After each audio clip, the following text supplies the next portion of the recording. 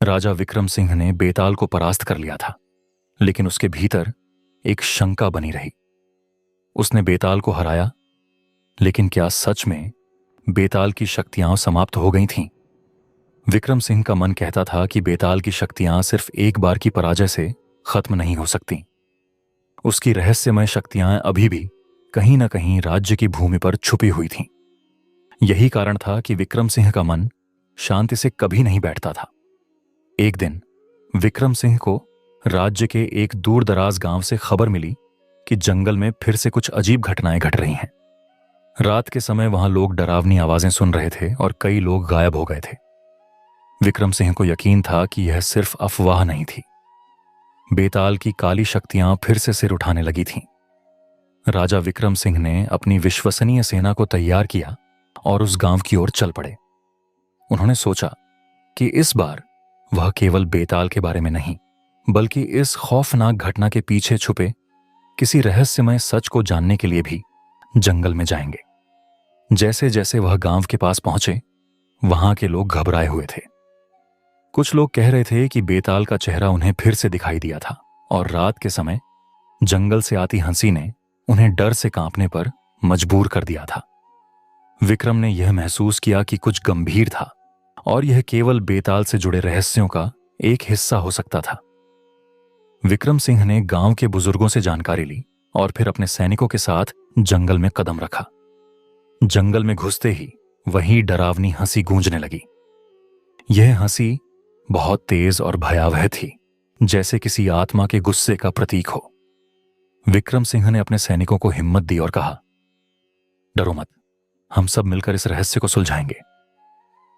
जंगल के भीतर जैसे जैसे वे आगे बढ़े, उन्हें एक खौफनाक दृश्य दिखाई दिया।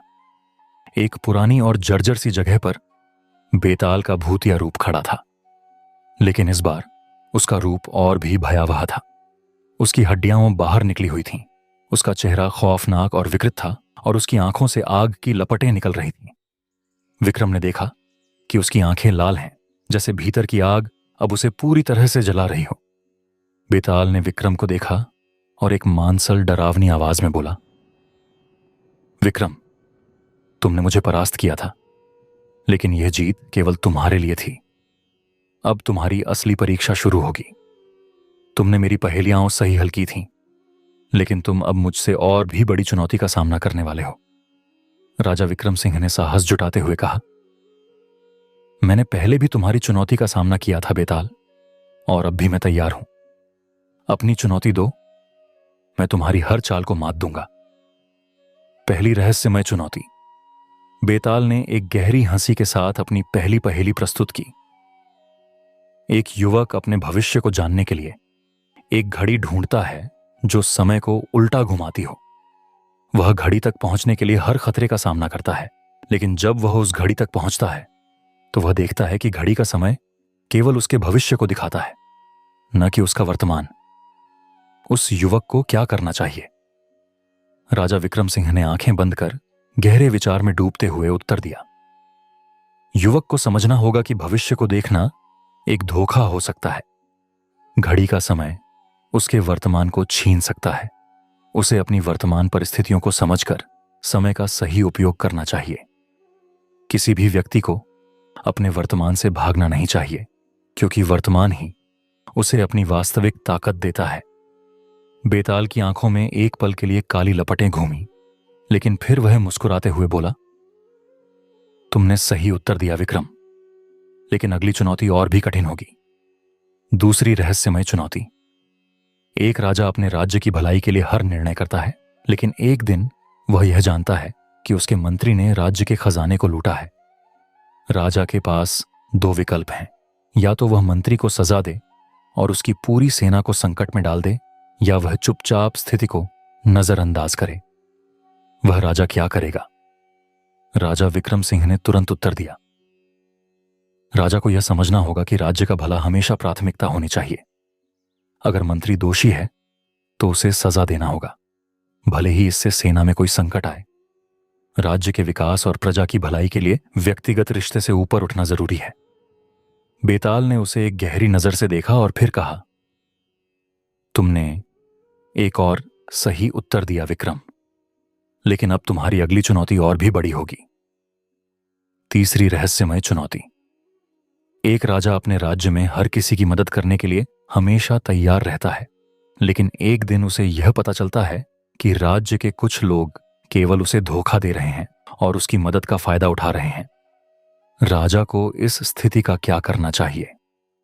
राजा विक्रम सिंह ने गहरी सांस ली और उत्तर दिया, राजा को यह समझना होगा कि उसकी मदद केवल उन्हीं लोगों के लिए होनी चाहिए जो इसके असली हकदार हों। उसे धोखेबाजों के खिलाफ कठोर कदम उठाने होंगे ताकि बाकी लोग किसी भी गलत काम को करने से डरें। बेताल का रूप अब बदल चुका था। उसकी आंखों में अब हल्का डर था और उसने एक धीमी आवाज में कहा, तुमने फिर से सही उत्तर दिया विक्रम, लेकिन अब तुम्हारे सामने सबसे कठिन परीक्षा होगी। चौथी और अंतिम चुनौती। बेताल ने विक्रम सिंह के सामने अंतिम चुनौती रखी, जो किसी भी राजा के साहस और मानसिक बल का असली परीक्षण करने वाली थी। वह बोला, राजा विक्रम, तुमने सभी पहेलियों का सही हल दिया, लेकिन अब तुम्हें अपनी असली परीक्षा का सामना करना होगा। राज्य के कुछ हिस्सों में एक रहस्यमय बीमारी फैल रही है जो किसी जादू से पैदा होती है। तुम्हारे मंत्री कहते हैं कि यह एक सदी पुरानी शाप है, लेकिन तुम जानते हो कि यह एक और बड़ी चाल हो सकती है। तुम्हें कैसे समझना चाहिए कि कौन सच बोल रहा है? राजा विक्रम सिंह का चेहरा गहरे विचार में डूब गया।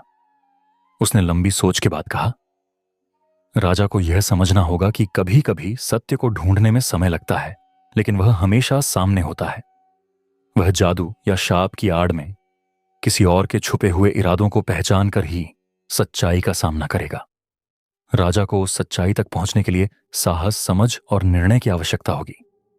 बेताल ने अपनी पूरी शक्ति से विक्रम को घेर लिया, लेकिन अचानक उसका रूप और भी अधिक भयावह हो गया। विक्रम सिंह ने उसकी ओर देखा और एक आखिरी बार कहा, तुम्हारी हर चुनौती ने मुझे और मजबूत किया है बेताल। अब तुम्हारा प्रभाव समाप्त हो चुका है। तुम्हारे द्वारा दी गई प्रत्येक कठिनाई ने मुझे केवल और भी समझदार और मजबूत बनाया है। अचानक बेताल का रूप धुंधला पड़ने लगा। उसकी शक्तियां कमजोर हो गईं और वह धीरे धीरे नष्ट होने लगा। विक्रम सिंह ने अपनी पूरी शक्ति से बेताल को हराया, लेकिन वह जानता था कि बेताल केवल एक रूप था। उसकी शक्ति कहीं और फैल चुकी थी।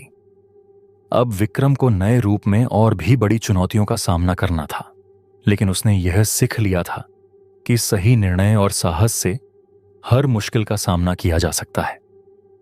राज्य में शांति लौट आई, लेकिन विक्रम सिंह ने यह समझ लिया कि किसी भी शासक के लिए सबसे महत्वपूर्ण बात यह है कि वह हमेशा अपनी प्रजा की भलाई के लिए सही निर्णय ले, चाहे वह किसी भी स्थिति में हो। इस कहानी समाप्त होती है। अगर आपको यह कहानी पसंद आई हो तो वीडियो को लाइक और शेयर करें। यदि आप अगला भाग देखना चाहते हैं तो कृपया कमेंट जरूर करें।